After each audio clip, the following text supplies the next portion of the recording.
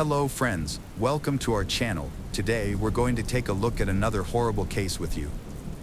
The case of Carmen Thomas. Carmen Thomas was born on October 30th, 1987, in South Africa. Her life took a drastic turn when her father passed away when she was just 10 years old.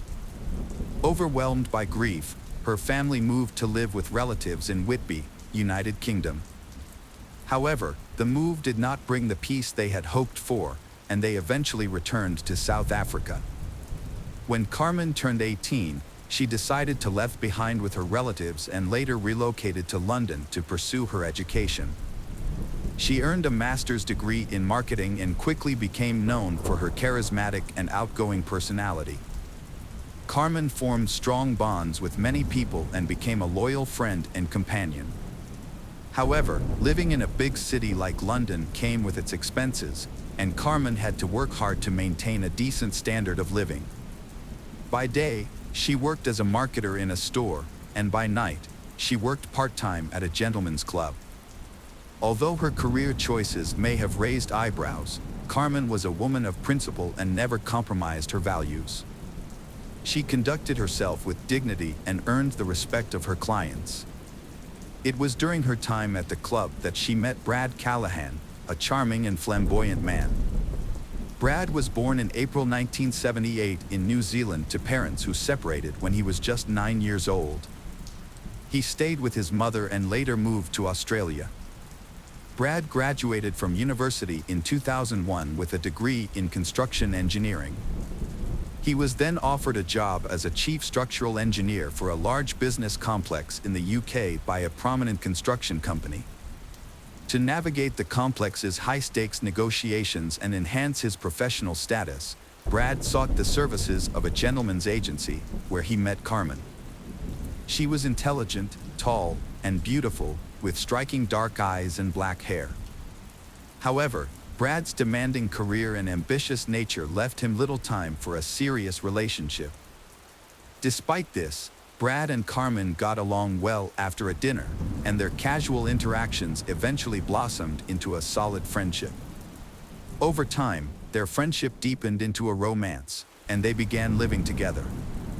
Their relationship was built on mutual trust, care, and support. When Carmen got pregnant, Brad decided it would be better to go back to New Zealand, a country with cleaner air and a more laid-back lifestyle. In March 2005, they returned to Auckland. After the birth of their son Jack, they experienced immense happiness. They prioritized Jack's safety and well-being, making sure he had everything he needed for a happy childhood. However, the arrival of their son brought significant challenges to their relationship. The first problems arose in the relationship between Carmen and Brad due to disagreements on how to raise their child, causing tension and instability. After 3 years, they decided to go their separate ways, but shared joint custody of their son, Jack. The breakup was challenging for both, but they made a genuine effort to maintain a positive relationship for Jack's sake. Carmen and Jack eventually moved in with Colin, Carmen's half-brother, who also lived in Oakland. With time, Carmen regained her emotional balance and started a new life without Brad. In 2008, she and her son relocated to a house on a street near Brad's, so Jack could be close to his father. Having lost her own father at a young age, Carmen wanted to ensure Jack always had a father figure in his life. Despite her decision to live near Brad, Carmen's friends and family believed she and Brad still had a good friendship, but in reality, they only spent time together when it was related to Jack. As time passed, life continued for Carmen. After parting ways, Carmen and Brad each attempted to move on. Brad resumed his career as a construction engineer and, in May 2009, began a new relationship, which ultimately led to an engagement. Meanwhile, Carmen devoted herself to raising their son and, much to Brad's dismay, returned to her work at a gentleman's club. This choice troubled Brad. Carmen repeatedly presented Brad with ultimatums, but he dismissed her requests, focusing on his impending marriage and plans for fatherhood once again. This marked the beginning of adjustments to his financial commitments, specifically affecting the alimony payments for the maintenance of their son, Jack, which Brad made in accordance with their agreement. However, Carmen viewed the financial constraints as a catalyst in an escalating series of conflicts. Tensions escalated until March 19, 2010, when a domestic violence incident occurred. Police responded to a neighbor's call about a dispute and mediated the situation. As a result, Carmen received a formal warning from law enforcement. On June 29, 2010, Brad visited Carmen's house to discuss a new school for Jack and to sign a written agreement for child support. However, Carmen was unhappy with the document and asked Brad to leave, yelling that Jack was not his son as he departed. 2 weeks later, Brad tried to contact Carmen again, but she did not respond. On July 13, 2010, Brad reported Carmen missing to the police, who began searching for her. Through video footage and interviews with neighbors, investigators were able to reconstruct a timeline of events leading up to Carmen's disappearance. They discovered that on June 29th, a surveillance camera at a nearby supermarket had captured footage of Carmen, providing a potential lead in the search. During their investigation of the rented house where Carmen and Jack lived, police noticed that there was no outdoor garbage can. Inside the house, they found bloodstains on the front door, washing machine, sink, and shower. To confirm the presence of blood, forensic scientists used luminol, a substance that reacts with the iron in hemoglobin. The test revealed multiple patterns of blood on the bathroom door and floor. The landlord reported that on June 29th, she heard loud screaming, followed by prolonged crying and moaning. When she knocked on Carmen's door, no one answered. She looked out the window and saw a street trash can and an overturned drying rack, which caught her attention. She called her husband, but before he arrived, Brad walked out of the house, carrying soiled clothes. He told the landlord that Carmen had become ill after a medical procedure and had vomited blood. However, the landlord noticed that Brad appeared to have just taken a shower. She had no reason to doubt his story, so she didn't call the police. The search for Carmen continued, and her cell phone activity caught the police's attention. Although messages were being sent from her phone regularly, the tone and language used were unusual and didn't match her previous communication style. The outgoing messages and calls continued until July 10th. During further investigation, Carmen's car was found, and in the back seat, they discovered her luggage, clothes, and other personal belongings. The police investigation into Carmen's disappearance began with the examination of her seized suitcase, which revealed traces of blood and a note indicating she owed money to her employer. An envelope with Misty's name and $270 was also found in the glove compartment. Inspector Mark Benefield suspected foul play after finding blood in the car and launched a search for Carmen's body in the countryside southeast of Auckland, but it was inconclusive. As the investigation continued, police analyzed Carmen's and Brad's phones, discovering they had been in close proximity to each other during the search.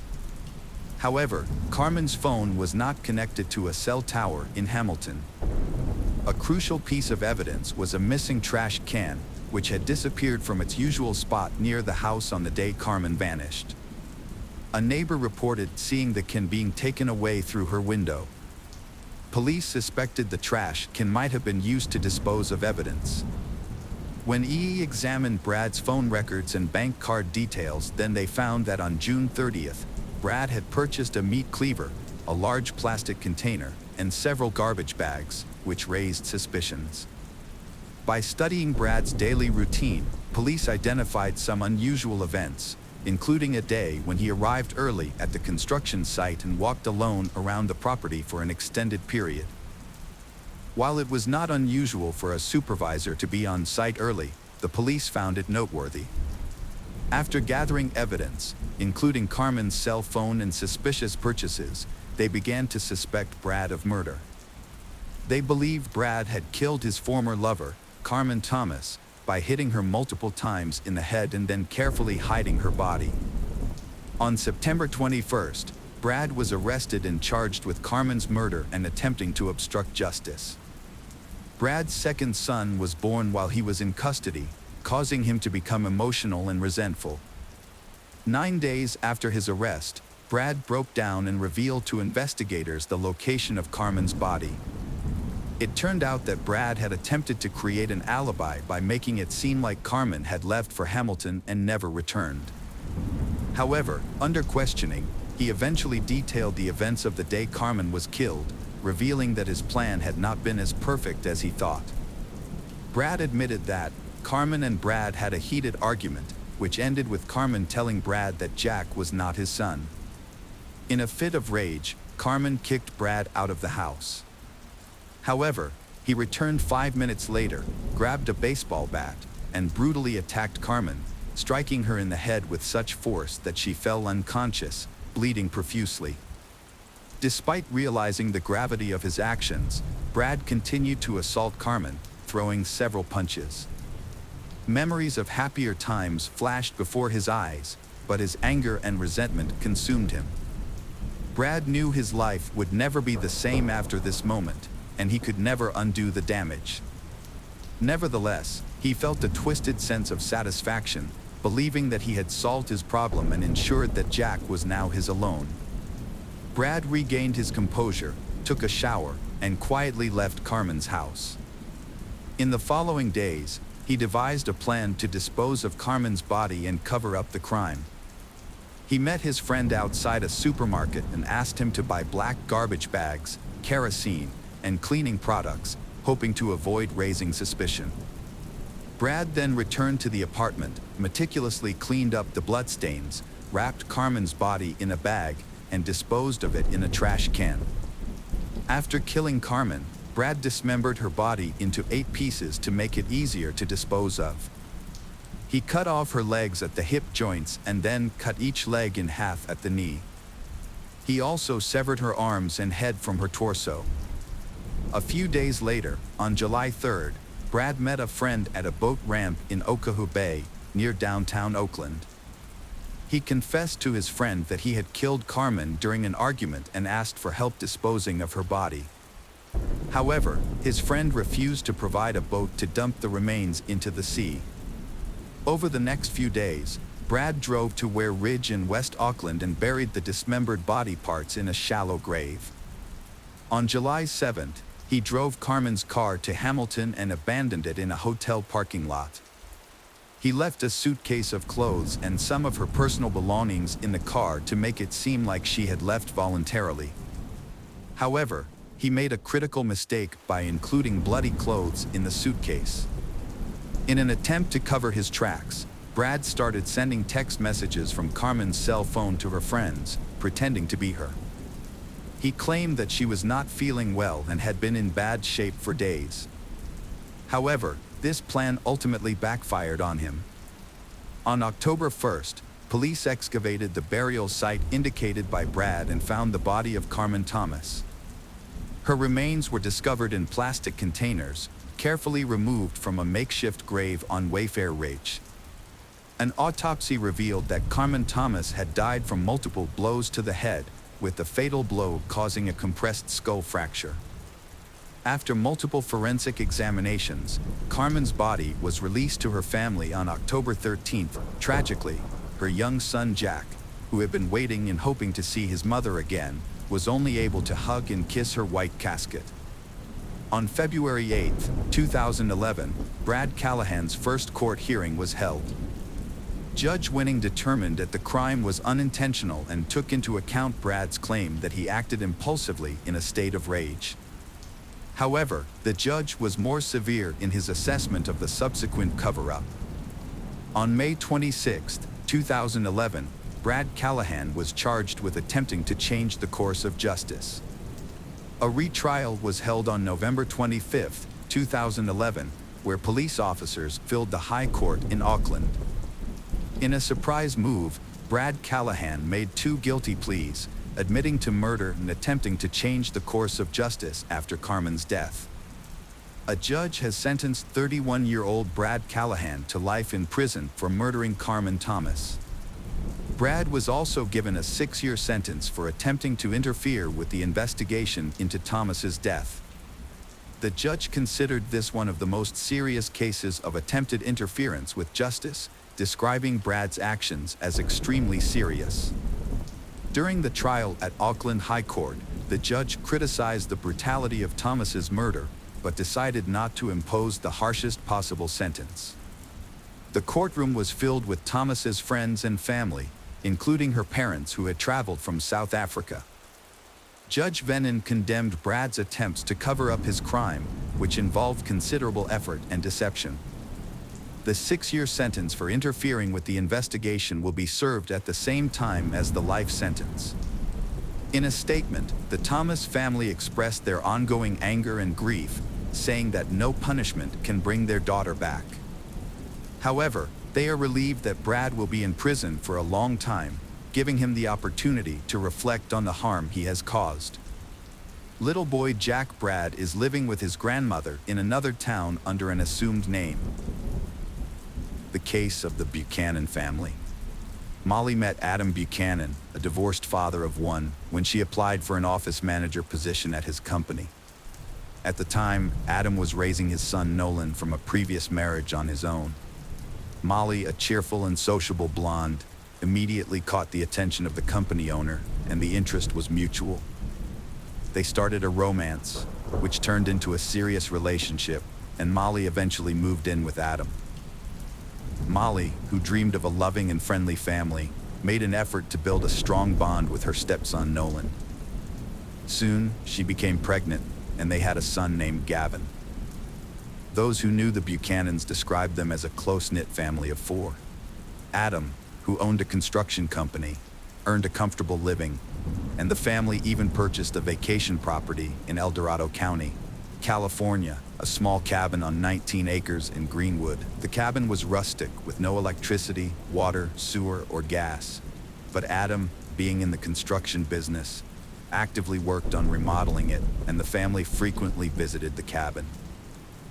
On September 13, 2015, at 10 a.m., the Garden Valley Fire Department responded to a wildfire in Greenwood Township, western El Dorado County, on Highway 193 between Coloma and Georgetown. Upon arrival, they found that the fire had destroyed 10 acres of the property, and the cabin had burned to the ground, with charred remains in the ashes. The fire department personnel left the scene untouched. At 11 a.m., firefighters alerted the El Dorado County Sheriff's Office to the fire scene, unsure of what they were dealing with. Initially, they suspected a pet might be trapped inside the house.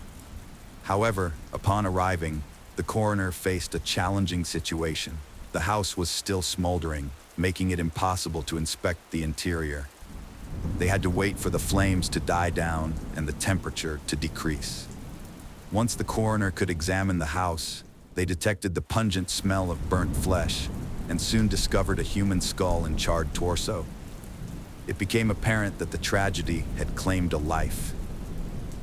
The officer called for backup, and additional officers from the sheriff's office arrived to conduct a meticulous investigation of the scene.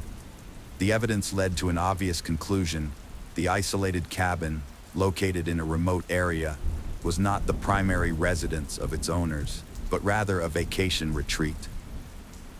A Dodge truck and trailer were found on the adjacent property, and running the license plates could identify the owner.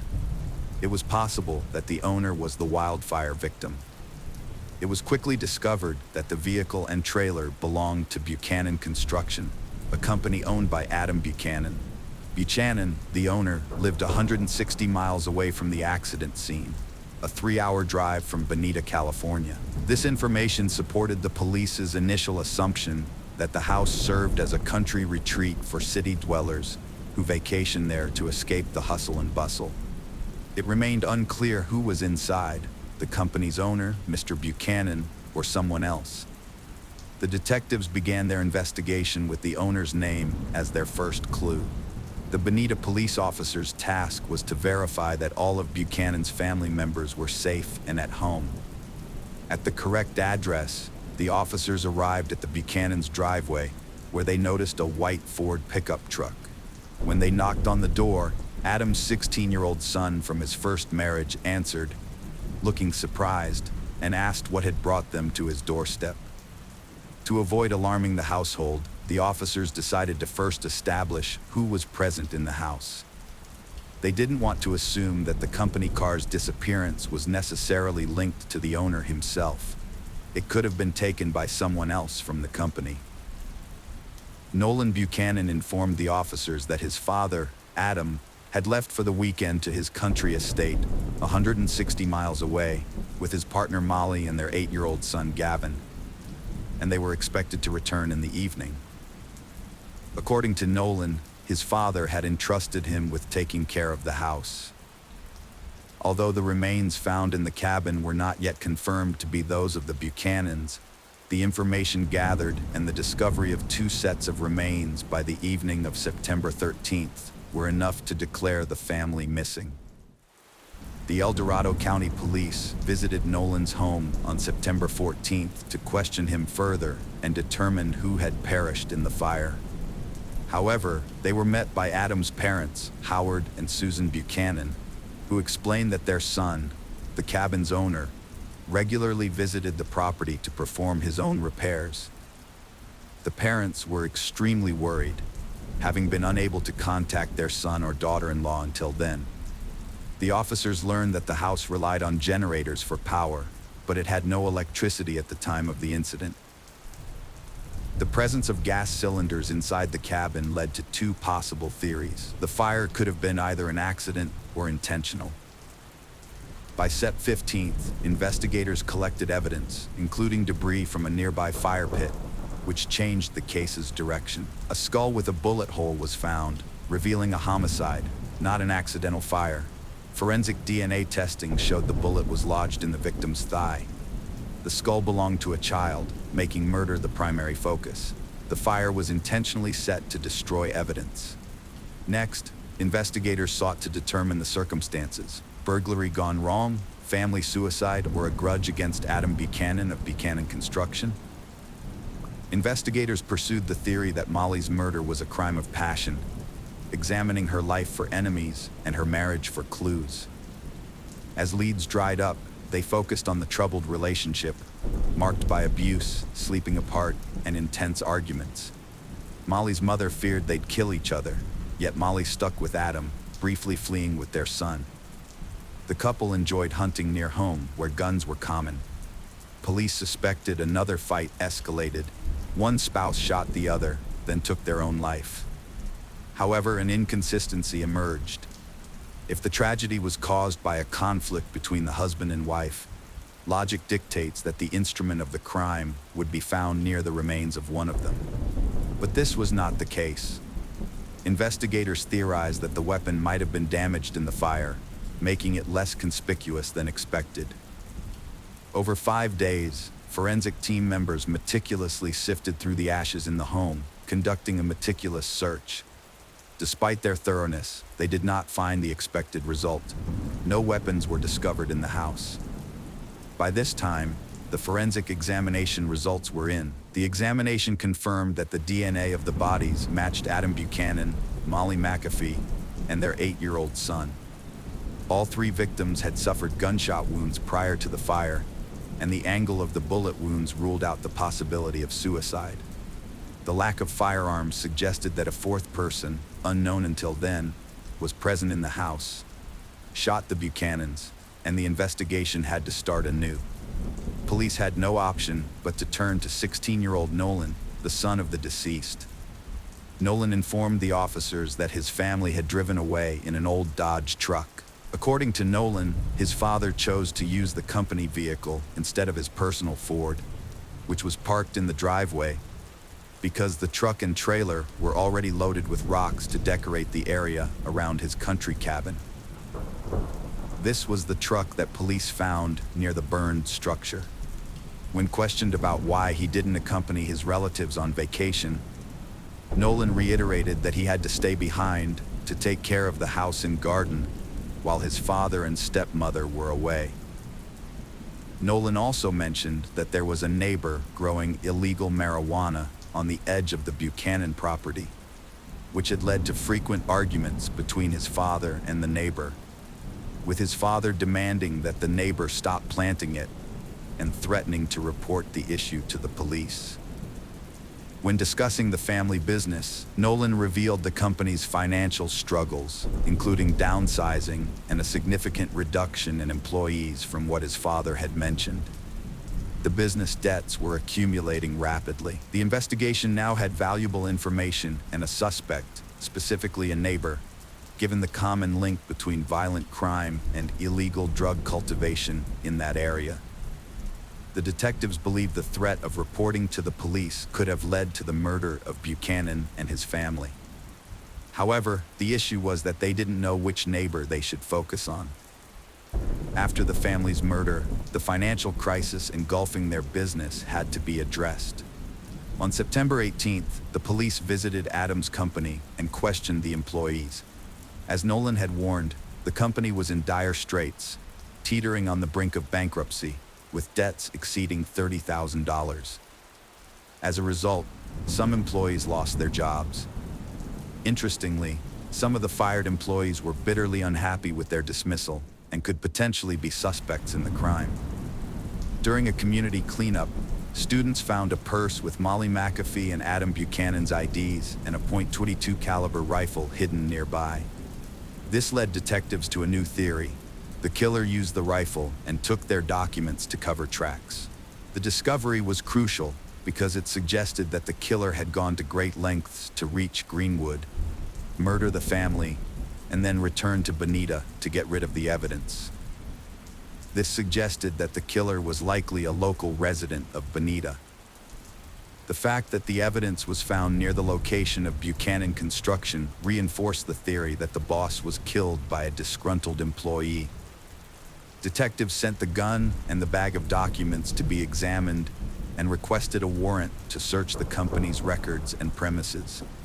Here, during the search, they discovered a video surveillance camera installed on the firm's premises, which was directed not at the company's territory, but at the center of the parking lot.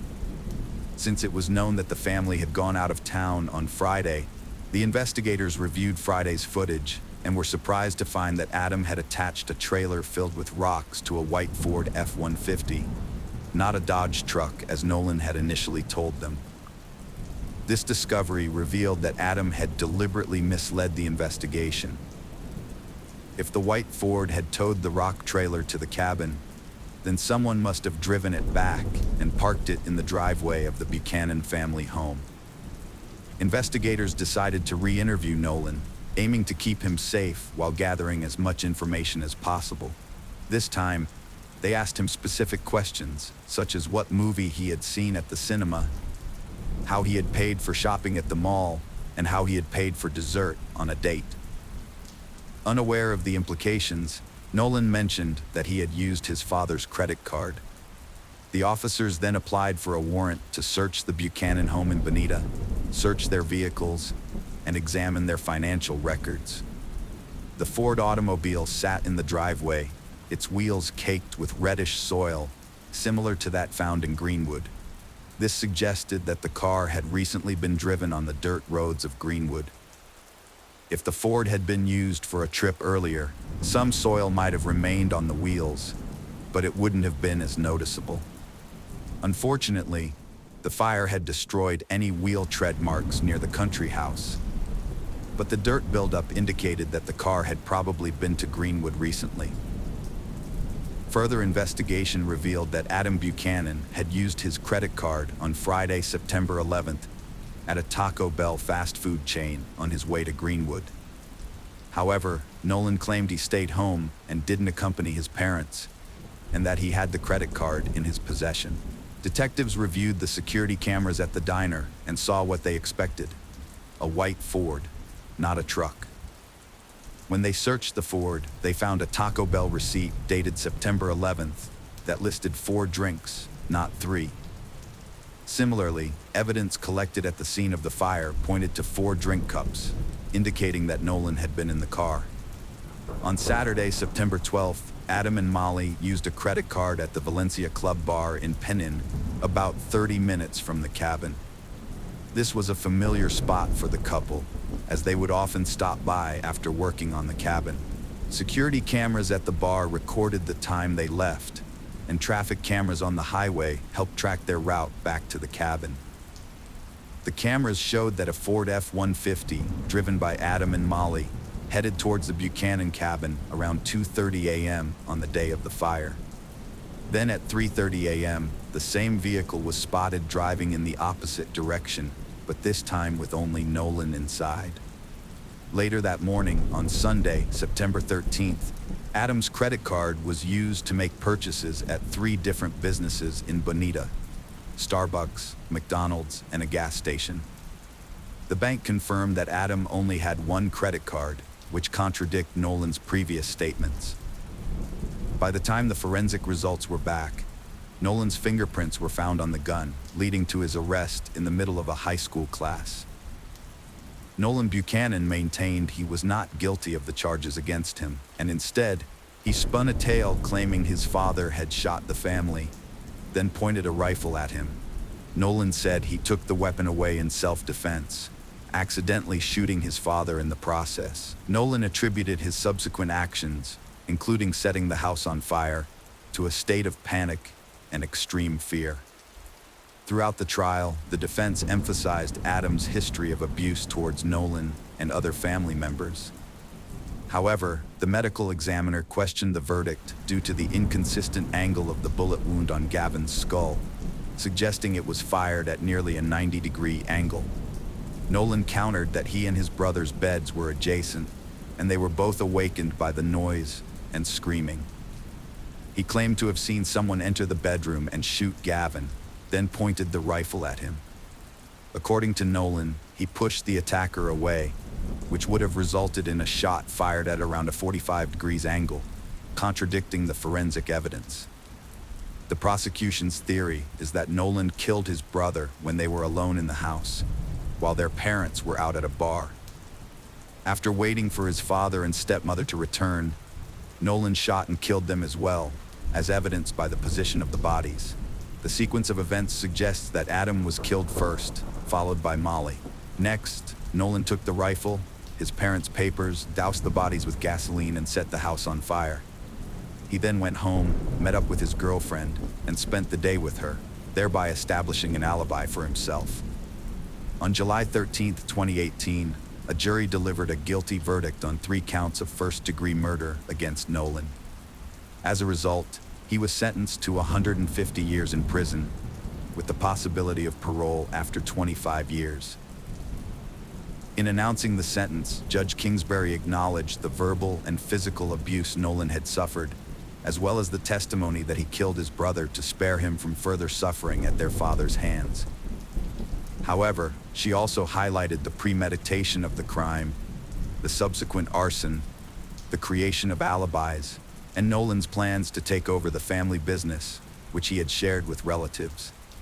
The judge referenced Nolan's failure to comply with rules and erratic behavior, as reported by staff at the South Lake Tahoe Juvenile Treatment Center, where he was sent following his arrest. The judge informed Nolan that he, like anyone, has the opportunity to reform, and that if he exhibits good behavior, he may be eligible for parole in 25 years. Despite this, Nolan maintains his innocence, and if he is eventually granted parole, he will be required to pay a substantial amount of compensation to the victims, the exact sum of which has not yet been determined. The case of Pam Hupp. Pam Hupp was born on October 20, 1958 in Delwood, Missouri, as the second child to the Newman family.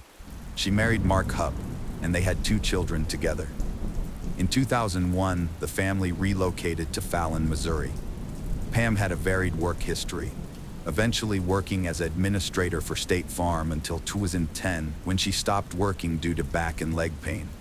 During this time, she started filing disability claims. On August 16, 2016, around noon, Louis Gumpenberger, a mentally challenged man who had been struggling with mental and physical disabilities since a car crash in 2005, died after being shot 5 times by Pam Hupp in her apartment. Earlier that day, Pam called 911, reporting a robbery. According to Pam, Gumpenberger had jumped out of a vehicle driven by another person, attacked her with a knife while she was in her SUV, and she claimed she slapped the knife away with a karate chop. Pam said she then ran into her house, grabbed her Ruger LCR from the nightstand, and shot Gumpenberger 5 times in self-defense. She alleged that Gumpenberger ordered her to drive him to the bank to withdraw Russ's money, and claimed that Gumpenberger attacked her in her driveway. Russ was Russ Faria, a man wrongly convicted of murdering his wife Betsy in 2011. At the crime scene, the police found 9 $100 bills on Betsy's body, along with a handwritten note addressed to her. The note contained chilling instructions for the killer, detailing what they needed to do at Pam's apartment. Firstly, they had to retrieve Russ's money. Then they would take Pam into the house, kill her, and make it look like Russ's wife was responsible. The murderer wanted Pam's life to end in a specific way. They even specified that the knife should be left sticking out of her neck. They were willing to pay Gumpenberger a hefty sum of $10,000 for completing the task.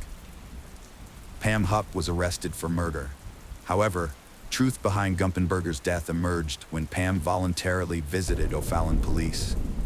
During her interview, Pam asked if it be recorded, citing her TV appearances with KTVI's Chris Hayes, whom she blamed for attracting criminals.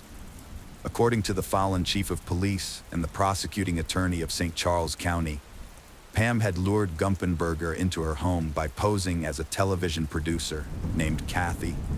She pretended this was for a TV show and tricked him into reenacting a 911 emergency call, providing a perfect cover for the horrific crime she was about to commit. After murdering Gumpenberger, Pam wrote a note that was later found on his body. The police were convinced that Pam was a ruthless killer due to the overwhelming evidence they discovered, including the $100 bills found on the deceased body. It was later revealed that Pam had planted these bills on Gumpenberger's body.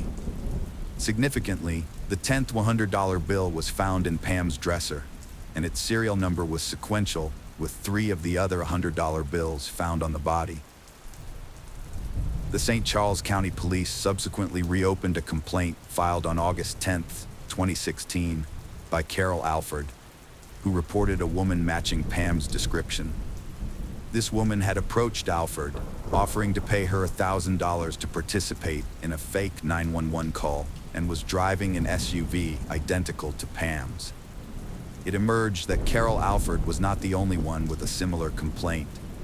Brent Harleton informed the police that Pam had made him the same offer less than an hour before she shot Gumpenberger. Pam claimed in her interview that she had never met Gumpenberger before, but phone records showed that she had been at his doorstep. Further investigation revealed that Pam owned the knife she claimed Gumpenberger used to attack her, which she had purchased along with other items at a store in O'Fallon. It was also discovered that Pam had a habit of storing her knife between her kitchen counter and stove, similar to how the knife was found in her car, wedged between the passenger seat and central console. During a search of her home, police found a carpet swatch that seemed to be placed to protect her rug from Gumpenberger's blood. The police had doubts about Gumpenberger's ability to commit the crime due to his mental state. It became clear that Pam was guilty when she shot Gumpenberger, apparently trying to protect her rug from blood. On August 23, 2016, Pam Hupp was arrested and charged with first-degree murder and armed criminal action. When she was arrested, she asked to use the restroom and then attempted to take her own life by stabbing her wrist and neck with a ballpoint pen. Fortunately, she failed. Pam made her first court appearance on January 30, 2017, where St. Charles County Assistant Prosecutor Phil Groenweg argued that her actions demonstrated a consciousness of guilt. Pam Hupp was convicted on all charges by a grand jury in December 2016 and was given a $2 million bail. Her trial began in 2017, during which she pleaded not guilty, prompting the prosecutor to seek the death penalty. They argued that she had made a decision to target Gumpenberger as her victim. In June 2019, Pam entered an Alford plea, effectively withdrawing her request for a jury trial and avoiding the death penalty. Following her guilty plea, she was sentenced to life imprisonment without parole in August 2019. After her sentencing, Pam called her then-husband, Matt Hupp, and admitted to killing Louis Gumpenberger to spare their family the ordeal of a distressing trial. The trial exposed a disturbing aspect of Pam's character, revealing a shocking truth that horrified the police, judges, and the entire nation. In June 2016, Judge Cunningham ruled that evidence related to the brutal murder of Betsy Faria could be presented in court, leading to the reopening of the Betsy Faria case. Betsy Faria, born Elizabeth K. Meyer Faria, resided in Troy, Missouri, where she worked alongside Pam at State Farm as a life insurance administrator. In 2010, Betsy was diagnosed with cancer, and by October 2011, she had discovered that it had spread to her liver, leaving her with only a few months to live. Prior to her death, on December 22, 2011, Betsy altered the sole beneficiary of her $150,000 life insurance policy, replacing her husband, Russ Faria, with Pam Hupp, without informing him or their daughters of the change. Pam later claimed that Betsy had instructed her to establish a trust fund for her daughters until they came of age. However, Pam subsequently alleged that Betsy had wanted her to keep the money for herself, citing a previously undisclosed romantic relationship between the two women before Betsy's death. Betsy's daughters became suspicious and took Pam to court in 2014, but their attempt to retrieve their mother's life insurance fund from Pam and her husband Matt was dismissed by the court. In 2016, Russ took legal action against State Farm. 5 days after Betsy made Pam Hupp the sole beneficiary of her life insurance policy on December 22, 2011, Betsy attended a chemotherapy session at the Alvin J. Siteman Cancer Center, which left her weakened. Afterwards, she went to her mother's house as planned, where Russ was supposed to pick her up or she would stay overnight. However, Pam Hupp unexpectedly arrived at Betsy's mother's house and offered to drive Betsy home, claiming she dropped her off around 7 p.m. Betsy's daughter later stated that her mother missed her call at approximately 7:21 p.m. By 9:40 p.m., Russ made an emergency call to 911, frantically reporting that his wife Betsy had taken her own life. Russ spent the evening at his friend Michael Corbin's house, watching movies from 6 p.m. to 9 p.m. Afterwards, he drove to Arby's Lake in St. Louis before heading back home. When Russ called for help, the first responders arrived about 10 minutes later. Upon examining the scene, they immediately ruled out the possibility of suicide. Betsy's body was found lying on her right side, with 55 stab wounds and a wrist cut to the bone. A kitchen knife was lodged in her neck, and another knife was discovered under her pillow. Notably, there were no bloodstains or footprints near the entrance of the house.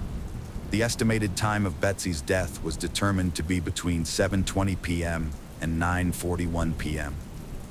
Fingers pointed to Russ Faria as the main suspect after his wife's murder.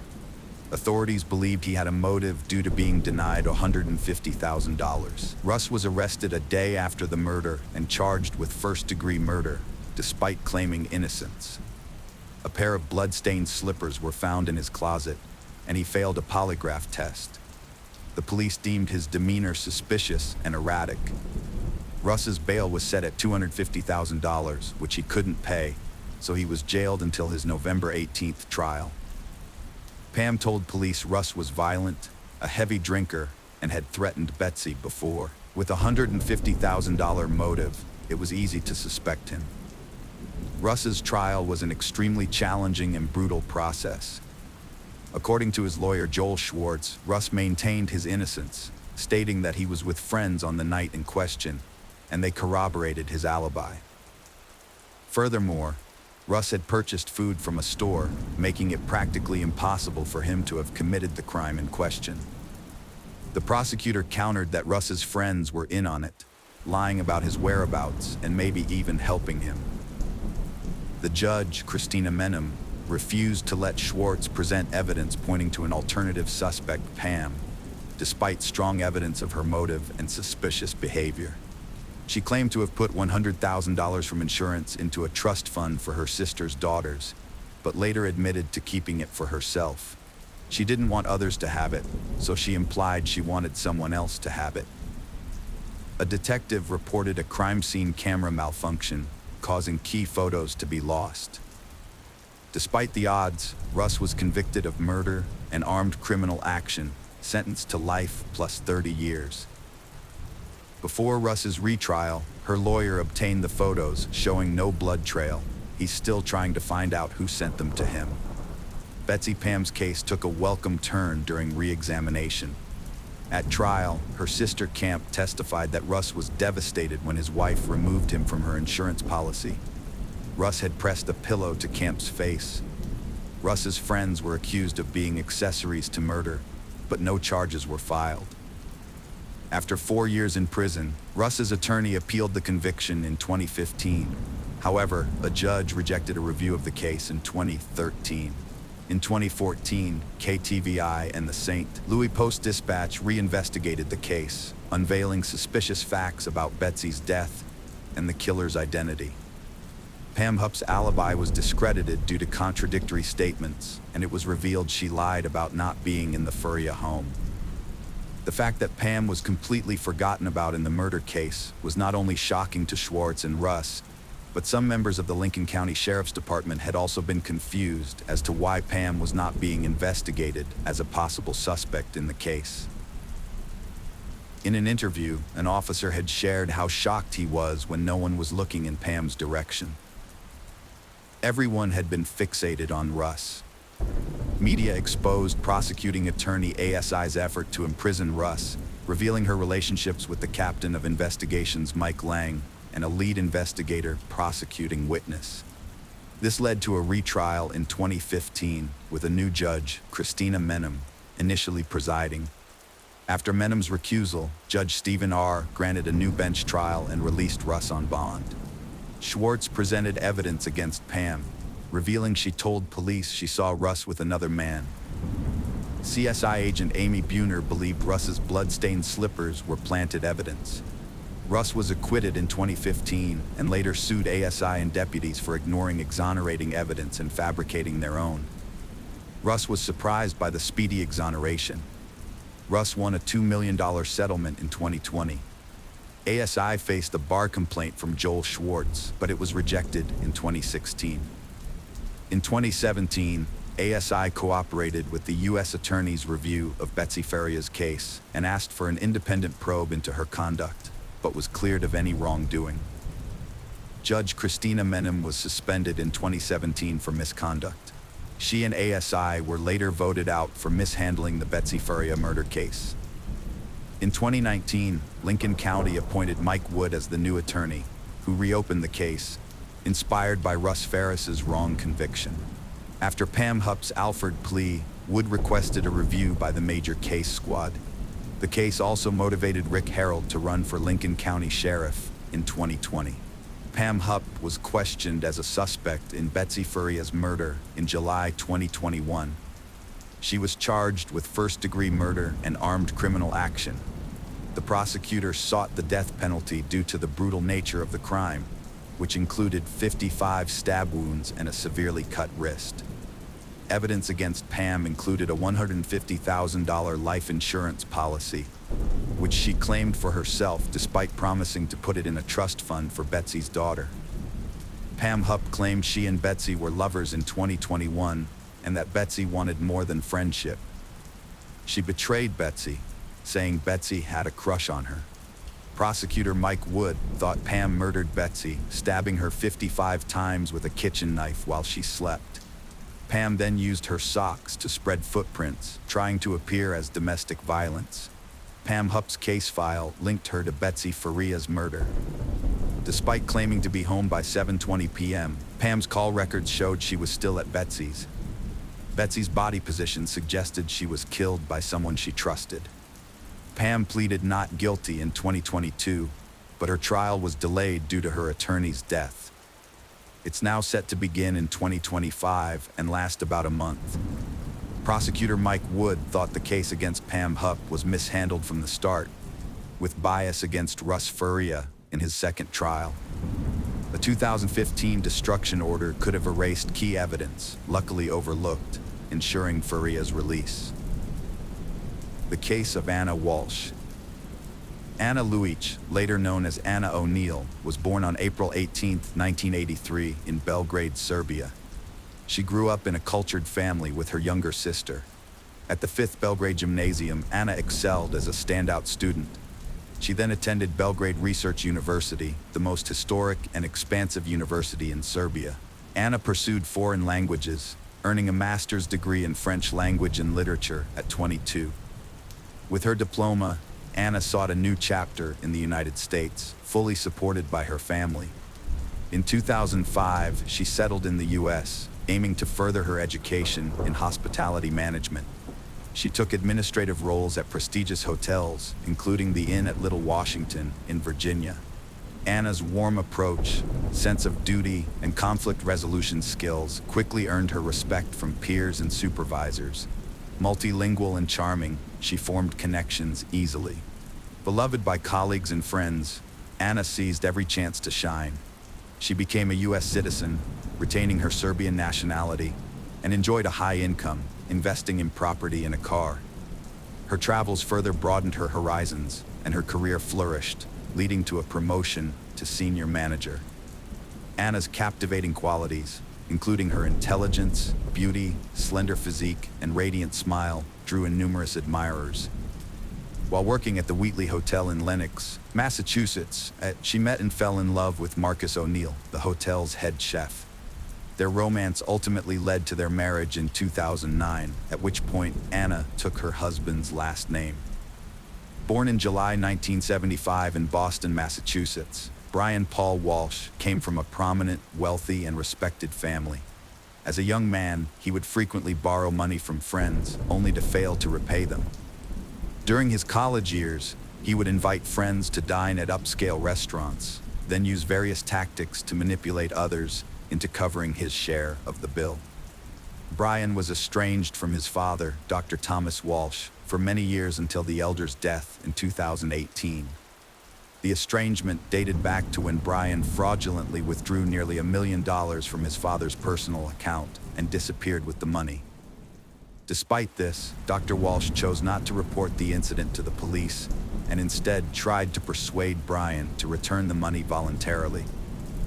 However, when Brian refused, Dr. Walsh cut off all communication with him. By the time of the theft, Brian's parents had already divorced, and his father had started a new family. In response to Brian's actions, Dr. Walsh decided to remove him from his life and will. After Dr. Walsh's passing, Brian reappeared and filed a lawsuit claiming that the will was forged by the doctor's widow and younger children to deny him his rightful inheritance. However, Brian was unable to prove his claims and received no part of the estate. Those who knew Brian described him as greedy, malevolent, and cruel, with a tendency towards violence and a lack of emotional control. He often relied on force to achieve his goals and became dangerous during bouts of anger. In the late 2000s, Brian received treatment in a psychiatric clinic to address his rage issues, during which he was officially diagnosed with sociopathy. Brian and Anna first met in 2014 when Anna was working as a senior reservation manager at the Wheatley Hotel in Massachusetts. At the time, she was married to Marcus O'Neill, who was also employed at the hotel. Brian, who was a guest at the hotel, was immediately drawn to Anna's charm. Despite knowing she was already married, Brian continued to show her increasing attention, which eventually became insistent. Used to getting his way, Brian persisted in pursuing Anna, even after she rejected him. He managed to get her phone number and home address where she lived with her husband and began to harass them relentlessly. In 2015, the Anna were forced to seek police protection from Brian's constant harassment, which continued day and night. Brian would show up at Anna's workplace, call her at home, and send her messages, demanding she leave her husband for him. The situation took a dark turn when Brian threatened to harm Anna and her husband if she didn't comply with his demands. What triggered Anna's change of heart remains unclear, but a year after seeking police protection, she unexpectedly divorced her husband. Months later, Brian became her second husband. They settled into a luxurious home in Quezon, Massachusetts, an upscale neighborhood about 20 miles southeast of Boston.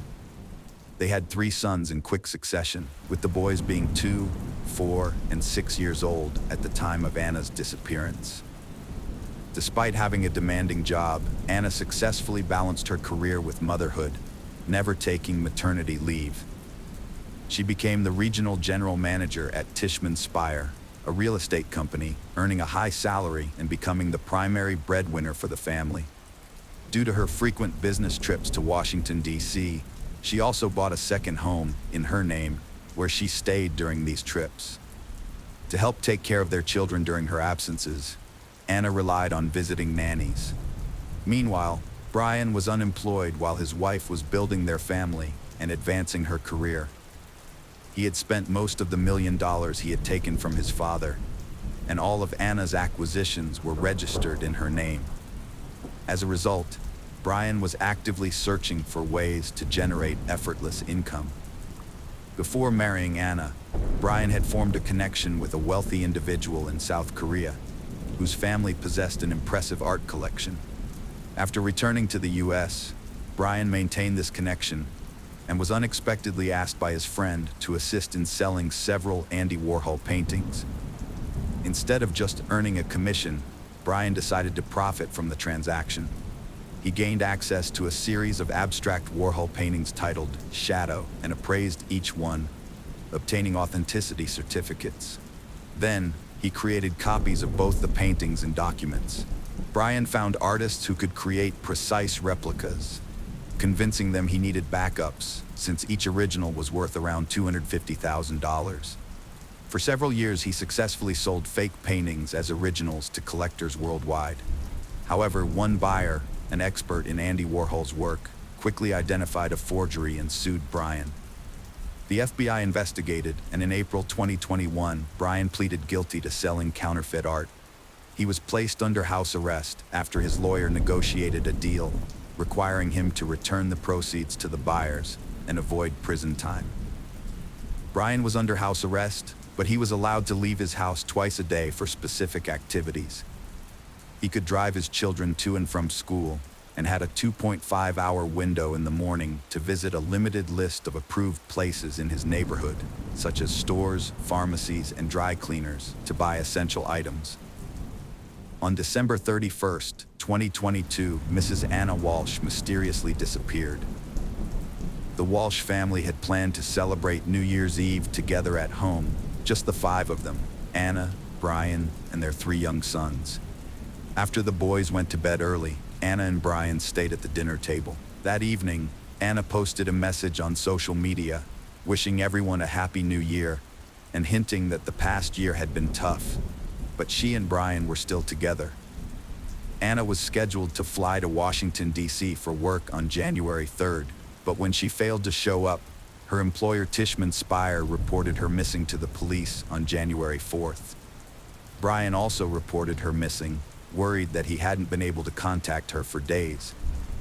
According to Brian, he last saw Anna on January 1st when she woke him up early in the morning, claiming she had to go to work due to some issues and her boss had asked her to come in earlier than planned. He believed she then headed to the airport with only a few belongings. However, several inconsistencies in the case soon arose. For instance, Anna had not bought, changed, or reserved a flight ticket for January 1st, and she had not canceled her scheduled flight for January 3rd. Additionally, she was not seen at the airport on either January 1st or 3rd. Furthermore, it was unclear how she left the house since her personal car was still in the garage and she had not called a taxi. Brian's suggestion that she might have hitchhiked was not convincing. Brian's statements and behavior sparked numerous questions. His explanations were contradictory, and he didn't appear particularly concerned about the unfolding events. Despite being unable to contact the mother of his children for over 3 days, he only reported her missing on the 4th day, and only after her workplace called. From the start, Mr. Walsh was considered a prime suspect, yet law enforcement didn't have enough evidence to arrest him or obtain a warrant to search their family home. They conducted a limited inspection with the homeowner's permission, but it didn't yield any results. Brian claimed to have led a normal life during those 3 days, visiting usual stores and doing household chores. However, verifying his claims was challenging, as he often left the house without his phone, which he alleged was frequently taken by his older children to play games without his permission. On January 5th, the police issued a public appeal on TV, showing a photo of Anna and asking anyone who knew her whereabouts or what had happened to her to contact the authorities immediately. However, no one came forward with any information. The last time Anna had been in touch with anyone was on December 31st, when she made phone calls to her mother and sister. Her husband was the last person known to have seen her. Surveillance cameras in the neighborhood did not capture any footage of Anna on the morning of January 1st, making it seem as though she had never left her home. In contrast, her husband was recorded leaving and returning to their home several times, but it was impossible to determine where he had gone. His claim of visiting a supermarket was proven to be false, as his vehicle was not seen on any routes to the store, and he was not spotted inside. It wasn't until January 8th that Brian was arrested for making false statements and was taken in for questioning at the police station. His home was finally searched, and it was discovered that on January 1st, he had visited a hardware store in a different area, which was not on the list of approved locations he was allowed to visit while under house arrest. At the hardware store, Brian spent nearly $500 on a large quantity of cleaning supplies, including plastic sheeting, duct tape, a mop and bucket, and utility rags. He paid in cash, likely hoping to keep his visit secret. During a search of the Walsh family home, disturbing discoveries were made. Although the house appeared normal at first, with no signs of struggle or bloodstains, the basement told a different story. Law enforcement officers found smeared bloodstains everywhere, along with a bloodied knife and saw wrapped in towels, hidden among the clutter.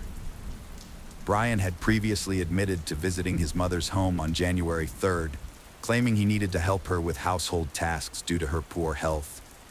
However, after the grim discoveries in the basement, police suspected that Walsh may have disposed of evidence or parts of his deceased wife's body on his way there.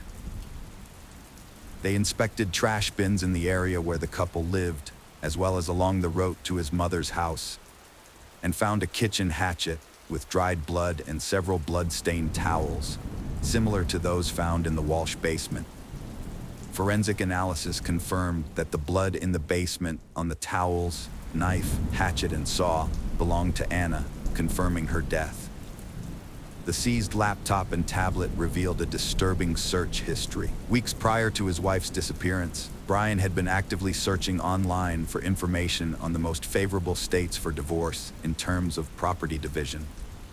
He also looked into whether he could claim the second home in Washington, D.C., which was owned by Anna and registered solely in her name, suggesting a possible motive for the crime. One of the earliest searches, made around 4 a.m. on January 1st, was about how long it takes for a body to decompose.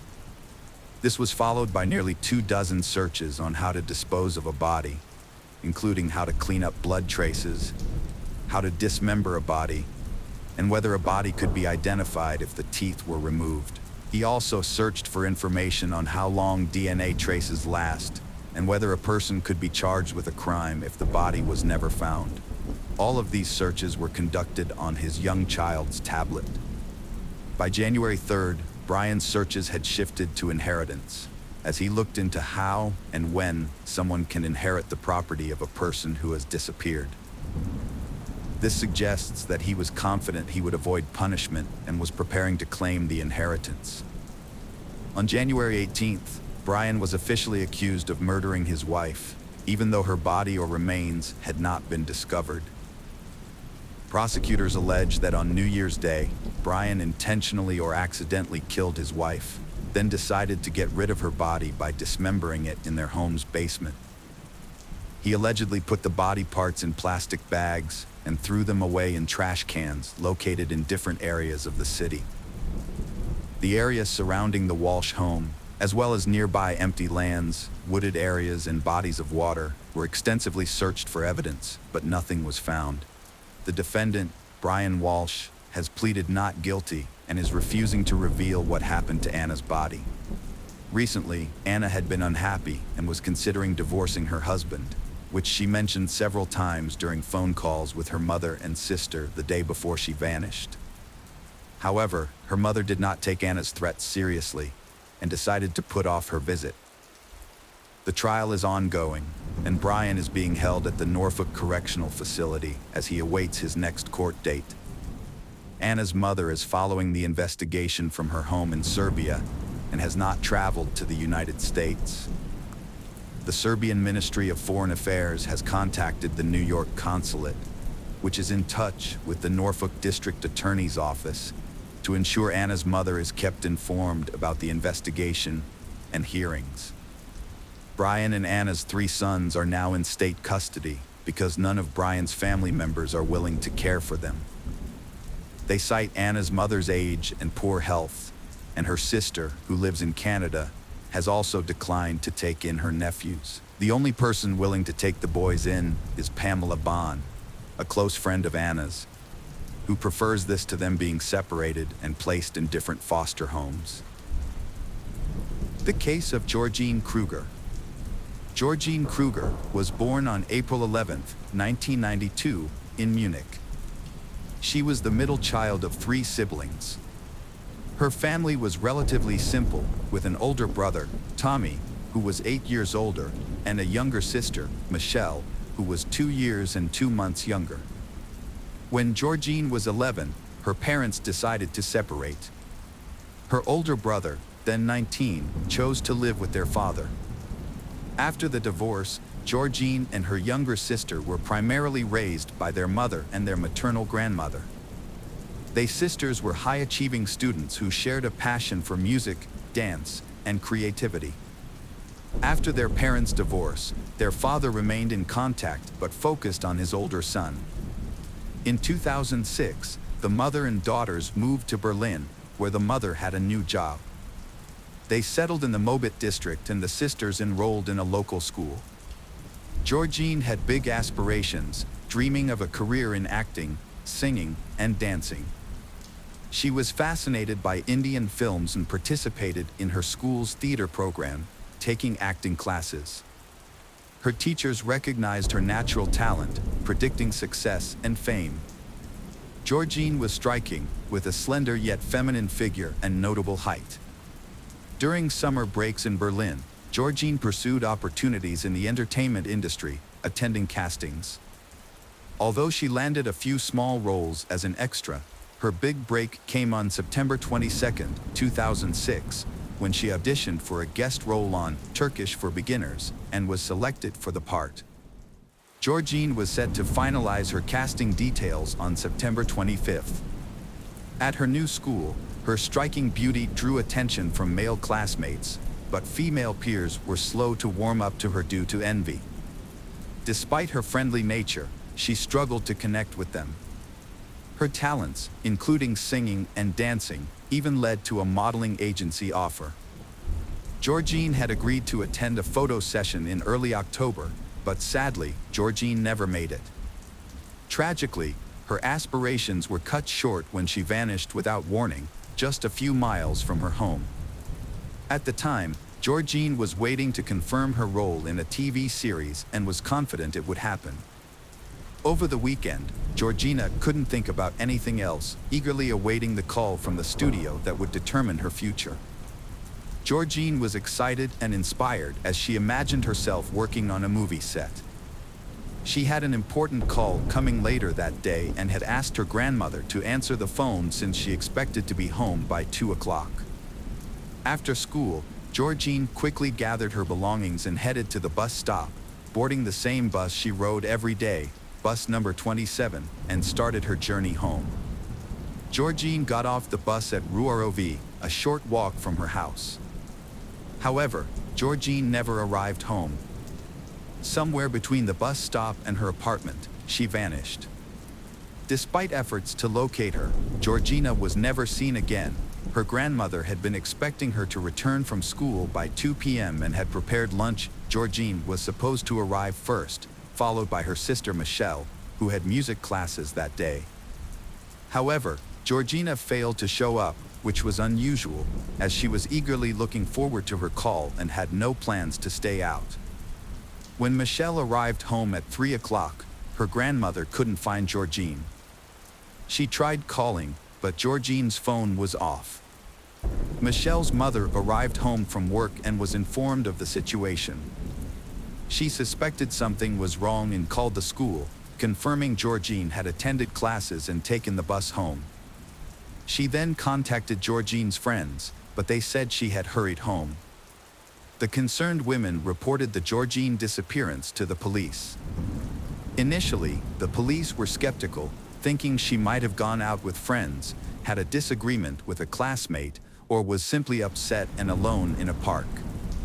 After investigating these possibilities and verifying that Georgine was not in any of these locations, the detectives started checking accident reports and contacting hospitals, considering the possibility that she might have been injured or harmed on her way home from school.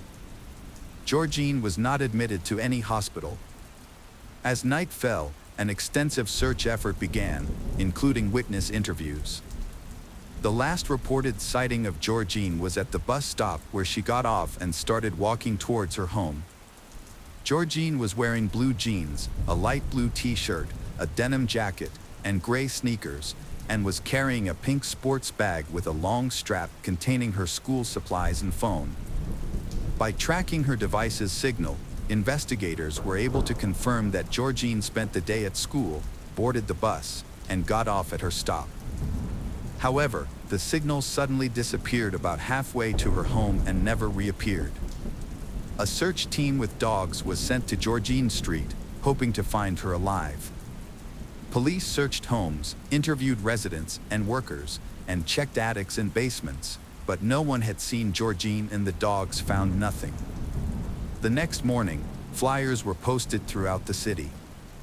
Dozens of calls came in about sightings, but all turned out to be false leads. At the same time, investigators started looking into previously convicted local residents, as well as those who had been released on bail. They paid special attention to individuals with a history of crime and those who had shown an unhealthy interest in minors. However, these efforts did not yield any results. Georgine seemed to have vanished into thin air, leaving behind no traces or personal belongings. After several months of searching without finding any leads or clues, the investigation was suspended. The police had no idea which direction to pursue. However, about a year after Georgine's disappearance, an anonymous caller contacted the police station, claiming that Georgine's body was at the bottom of a nearby lake. Although the authorities were unable to identify the caller, they decided to investigate this new information. A thorough search of the lake bed was conducted by highly skilled divers using advanced equipment. Despite their meticulous efforts, no sign of Georgine was found, and the lead ultimately proved to be false. However, this new development sparked renewed public interest in the case, and the media began to discuss and write about Georgine once again. As a result, the police decided to launch another search operation. They re-interviewed neighbors and brought in search dogs, although it was unlikely that this would yield any results. The dogs had been unable to detect Georgine's scent on the day she disappeared, and a year had now passed, making it even more improbable that they would find anything. Despite the investigators' confidence that the Georgine was no longer alive, the Georgine family refused to accept this reality. The mother, in particular, clung to a fantasy that her daughter had run away to India to pursue a career in Bollywood, singing and dancing as Georgine had always dreamed. This comforting delusion allowed her to cope with her loss and continue living for the sake of her younger daughter. In 2016, Nearly a decade after Georgine's disappearance, a disturbing incident led to the resurgence of the monster next door search efforts. A Stendhal Street resident reported a neighbor who was inviting underage girls to his home.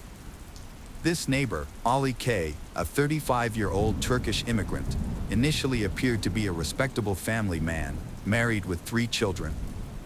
However, further investigation revealed a far more sinister reality. Upon closer examination, police discovered that Ali had been under investigation 4 years earlier for a similar offense. He had lured a local schoolgirl to his basement apartment with the promise of selling her a trendy smartphone at a low price. There, he struck her on the head, coerced her into an intimate act, and then forced her to remain silent. He even provided her with a paper napkin to wipe away her tears and helped her clean up before allowing her to leave. Although she had promised to remain silent to escape her attacker, she immediately confided in her parents about the incident as soon as she was safe. Together, they reported the incident to the police, revealing Ali's violent actions. The schoolgirl described his basement storage room, which resembled a chaotic space. The man, Ali, was arrested on the same day, but he strongly denied any wrongdoing and provided his own account of events. According to Ali, he was selling a gadget, and she had expressed interest in buying it. They went to the basement together to examine the device, where she allegedly said she couldn't afford it but was willing to pay in another way. Ali claimed that she started kissing him and undressing, and when he tried to push her away, she fell and hit her head, explaining her injuries. However, Ali maintained that no intimate contact occurred, as he had used protection which he later disposed of. Ali's wife, Malik, supported her husband's version of events and accused she of attempting to seduce him. Ultimately, Ali received a suspended sentence for causing moderate bodily harm. Now, with the police re-examining the disappearance of Georgine, they decided to investigate Ali thoroughly once again. Ali was a man without a steady job, relying on odd jobs and government benefits to get by. He had a passion for gambling, which often led to debt. Despite his financial struggles, he made an effort to present himself well, wearing fashionable clothes and trying to appear younger than his age. He would sometimes even use his children's benefits to fund his wardrobe.